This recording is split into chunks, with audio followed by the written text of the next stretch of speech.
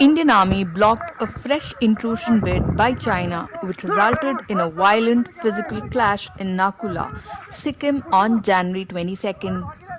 While 20 PLA soldiers sustained injuries on the Indian side, the number of soldiers injured was just 4. Nakula Pass is located at an altitude of 17,000 feet in Sikkim. This is the third time a skirmish has been reported from Nakula. First was in 2001 and then on May 9th, 2020 and now.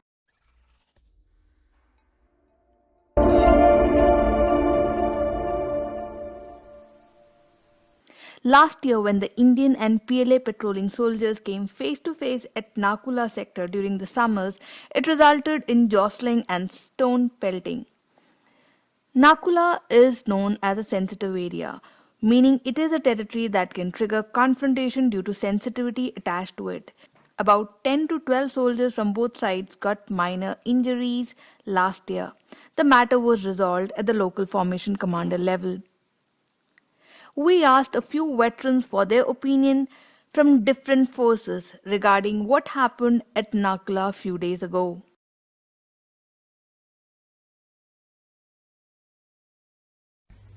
I am not surprised that Chinese army clashed with Indian army in Nakula. Nakula is not to be confused with Natula. Natula is overlooking a valley called Chubi Valley, whereas Natula is in North Sikkim, north of Thangu, even north of Gurudongmar. It's an open, barren area where even tank battles can take place. But it is a wrong area they chose. I have written a paper about it. It's called The Killing Fields of Shigatse. South of Shigatse, if Chinese engage us, China is over. Thank you. Over a period of time, India has changed its stance towards China, and there are certain advantages which India has over the China. Mountain warfare being one of them. Proponents of offence-defense theory like Robert Jervis argue that a country which chooses offence as a strategy does so because it does not believe in status quo and is hiding its own vulnerabilities by taking initiative to attack first. For example, in China's case, as a consequence of such behavior, chances of cooperation are low, and this gives rise to arms race. This is exactly why India can never expect China to cooperate. Arms race will further push China and India into an offense defense imbalance where war will become imminent. This is so because India China border, which is mountainous, favor the side which takes action first. Chinese aggressiveness has led India into an arms buying spree. And as we said earlier, this leads to an imbalance in the offense defense strategy.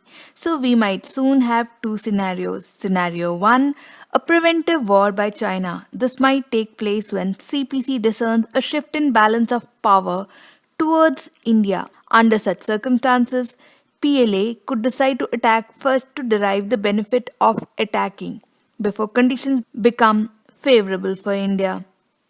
Scenario 2, preemptive war by India. This might take place when India takes the initiative to attack first to prevent China from attacking or to obstruct China's attack, as India might fear PLA is preparing for a war. The possibility of second scenario is lesser, as is agreed by many officers from the Indian Army.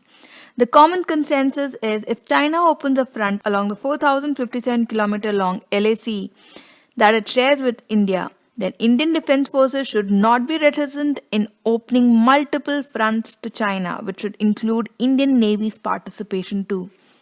Since now India is ready with a sound surveillance sensor chain to trap Chinese submarines and ships along the Andaman Nicobar Islands, India's posture will deter China from misadventures in future. A popular troop to space theory says that to win against a continuous front, one needs a force density of 3:1. But in mountain warfare, this ratio can vary anywhere between 6:1 or 10:1. 10 Chinese soldiers to 1 Indian soldier. In India's context, India will need lesser soldiers to counter an attacking PLA army, theoretically. So it makes sense that India chooses a defensive strategy. Unfortunately, the terrain along India-China border adds to the woes of both countries. While on one side, high elevation of Tibetan plateau works in favor of Chinese ground forces, on the other side, their air campaigns will have many limitations. Their jet engines will take longer to ignite. They will have to depend on reduced payload capacity in terms of munition.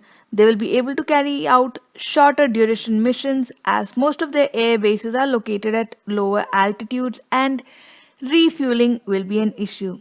This is where Indian Air Force has a chance to shine. Add to the above the fact that even precision guided missiles face performance variation at high elevations, but certain factors will work against the Indian Defense Forces too, one of them being Indian forward positions which are overlooked by Chinese posts. But since now India has occupied many heights which it was not previously along the LOC, this disadvantage is being worked upon. A respected veteran from the Indian Army elucidated on the background of Nakula.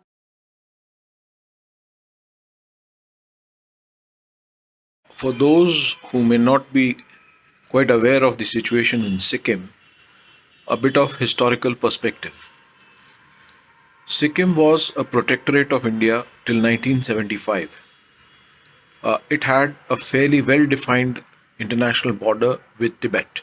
The difference between the border that Sikkim has with China now, or the border in Arunachal or other sectors, Ladakh, is that uh, post the 1993 agreement, where an ambiguous zone was created with patrolling rights for both sides, uh, calling it the term used was perception of line of control.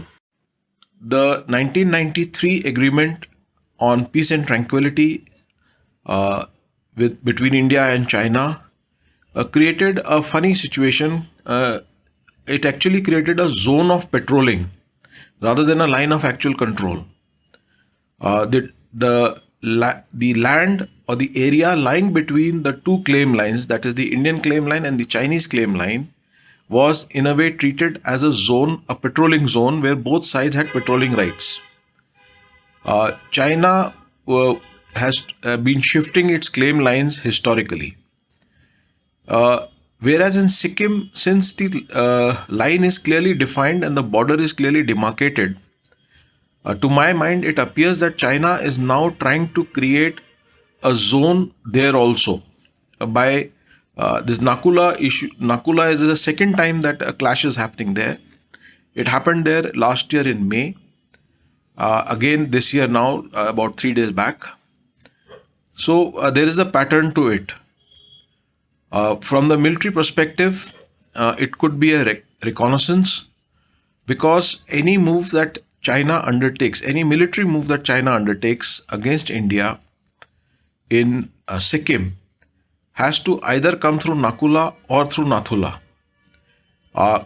In 1967, it tried something through Nathula, where it got its complete almost regiment, that is equivalent of an Indian brigade, into the Chumbi Valley, and they were trying to ingress through Nathula, but they got beaten back because the entire Chumbi Valley militarily is being overlooked by India. India is at a higher ground and India can beat them back. They tried in Doklam. There also they failed because again India had the advantage of height and first mover advantage. Now, to my mind, it appears that China may be exploring or patrolling or carrying out reconnaissance of the northwestern parts of Sikkim. The motives could be anything from testing India's readiness or trying to show its presence and create a zone of dominance rather than a line of actual control which is clearly demarcated. These things should not be taken lightly. We must also remember that China has developed a major air defense base to the north of Sikkim. And Sikkim, the just south of Sikkim lies the Chicken Neck, which is a narrow strip of land, the Siliguri corridor, which connects the rest of India to its northeast. If you keep these things in mind, what happened in Nakula should not be taken lightly, but then we should also not overreact to it. Our approach should be resolute and firm on ground and reasonable on the table.